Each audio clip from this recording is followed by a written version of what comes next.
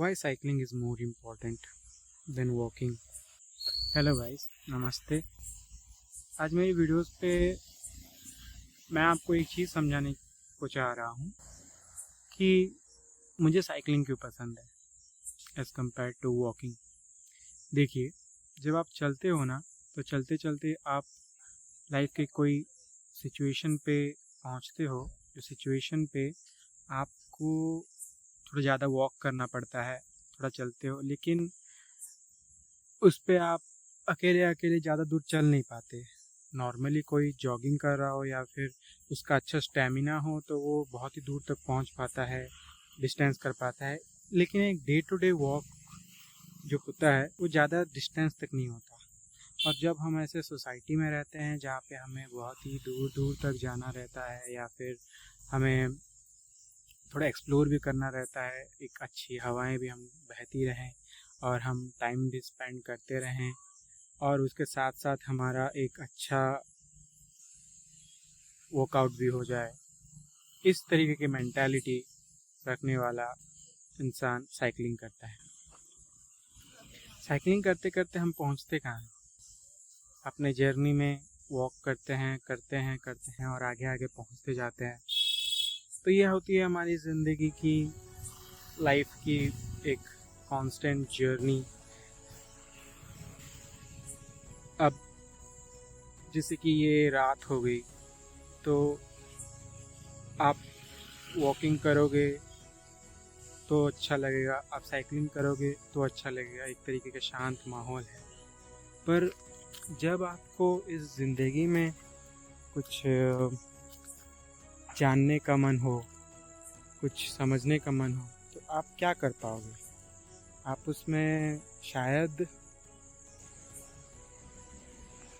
ऐसी जगह पे आओगे जहाँ पे वाकई में आपकी सारी थकान, आपके सारे दिक्कतें मिट जाए, जैसे कि शमशान। हाँ गाइस, अगर आपको बहुत कुछ समझने की ज़रूरत है तो यहाँ आ जाना, आपको सब कुछ समझ में आ जाएगा। ज़िंदगी का जो भी आपको हिस्सा जो आपको नहीं समझ में आ रहा है ना, यहाँ पे आ जाना, समझ जाना। और रही बात रात में आने की, और जहाँ पे सब कहते हैं कि ये चीज़ डर है, ये है, वो है, नहीं, ये डर नहीं है, ये चीज़ डरावना नहीं है। इसमें कोई आपको कुछ गलत नहीं सोचने वाला, कुछ करने नहीं वाला। बस ये एक लोक धर्म है जहाँ पे हम इंसान कुछ अपने आप को, अपने रिस्पॉन्सिबिलिटी को छोड़ के सोचते हैं कि एक दिन तो हमको चले जाना है, तो यहाँ का छोड़ जाते, हम तो पराये ठहरे, यहाँ पे जाके बाहर चले जाएंगे, है ना, यहाँ से अपने यहाँ। नहीं, आपका रिस्पॉन्सिबिलिटी इधर ही है, आपको इधर ही सब चीज़ों को ठीक करना है, डरना नहीं है। डरोगे, इस चीज़ से डर जाओगे ना, ख़त्म, आपकी ज़िंदगी ख़त्म, आप जीते जीते मर रहे। अब उससे अच्छा ना इस जगह पे आइए और समझिए कि जो जर्नी होती है, जैसे कि मेरी साइकिलिंग है, ये और जस्ट ये के बीच में मैं, बस ऐसा एक दिन ख़त्म हो जाना है, एक दिन बस नहीं आगे चलना है, और फिर डेथ। जो जर्नी है, साइकिलिंग करोगे या वॉकिंग करोगे, ये सोच के चलना कि एक दिन आपके हाथ में कुछ चीज़ नहीं है और वो छूट जाएगा यहाँ पे। और जब वो चीज़ यहाँ पे छूट जाएगा तो फिर आपको और ज़्यादा सोचने की ज़रूरत नहीं है कि आप क्या करने वाले हो, क्या नहीं। समझ गए ना? भूतिया टाइप को, हॉन्टेड टाइप का नहीं लग रहा है ना आपको, या फिर लग रहा है? कमेंट में ज़रूर बताएं। लेकिन यही होती है ज़िंदगी गाइस। अगर ये चीज़ को सोच के बैठोगे ना, ये, और फिर कोई कुछ भी बोले, कुछ भी बोल ले, आपको क्या ही फ़र्क पड़ना है?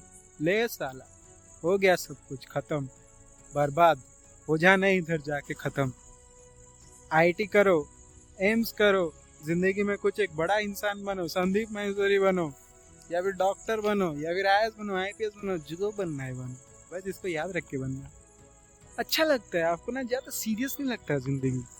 आप खेल पाते हो, आप थोड़ा नौटंकी कर पाते हो इस ज़िंदगी के साथ, इस ज़िंदगी पे आप थोड़ा प्यार जता पाते हो, क्योंकि आपको पता चल जाता है ना आप कब निकल जाओगे, कब आपका ख़त्म हो जाने वाला है सब कुछ। तो यही होता है, हम जितना भी नौटंकी कर ले गाइस, हम जो आप हैं, जो मैं हैं, हम तो ठहरे ये पंच तत्व के। और मैंने आपको वीडियोस में भी बताया है कि जो सेल्फ होता है उसको स्मृति साहित्य में, जैसे कि अष्टावक्र गीता में अलग से समझाया गया है दर्शन में, और जो वो श्रुति होता है, और जो स्मृति दर्शन होता है उसमें उसको अलग तरीके से समझाया गया है। तो जो श्रुति का जो दर्शन है अष्टावक्र गीता का जो है, वहाँ पे इसको समझाने का एक रीज़न बहुत अलग रहता है।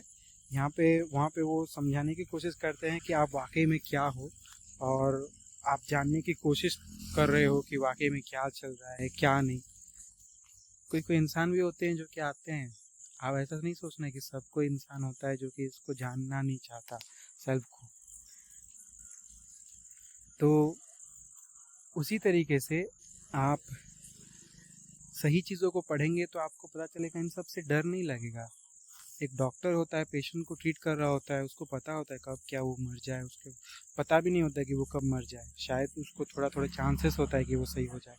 तो उस तरीके की ज़िंदगी पे आप कैसे कर पाओगे, आप कैसे हैंडल कर पाओगे उसको हैंडल करने का तरीका क्या है?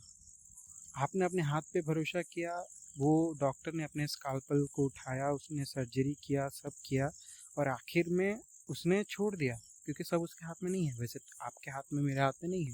ये चीज़ याद दिलवाने के लिए मैं आया हूँ आपके पास, ताकि मैं समझा सकूँ। यहाँ पे जब हम ख़त्म होने वाले हैं तो हमको सब चीज़ अपने आप पे सोच के नहीं बैठना है कि सब हमको ही करना है, हमसे ही सब होना है। नहीं होना है, कुछ कुछ होना है, कुछ कुछ छूट जाना है। अगर 10 चीज़ें हैं तो शायद 3-4 चीज़ें आपके पास हो, ज़्यादा से ज़्यादा 5-6 चीज़ें हो, लेकिन कुछ ना कुछ छूट जाएंगी जो कि आपके हाथ में नहीं होंगी, जो कि आपके ज़िंदगी पे प्रभाव भी डालेंगी। तो वो चीज़ को याद रखे रहना है, और ज़िंदगी को उस तरीके से जीना है जिस तरीके की जीने की ज़रूरत है आपको, और इसको हमेशा याद रखना है। बाय।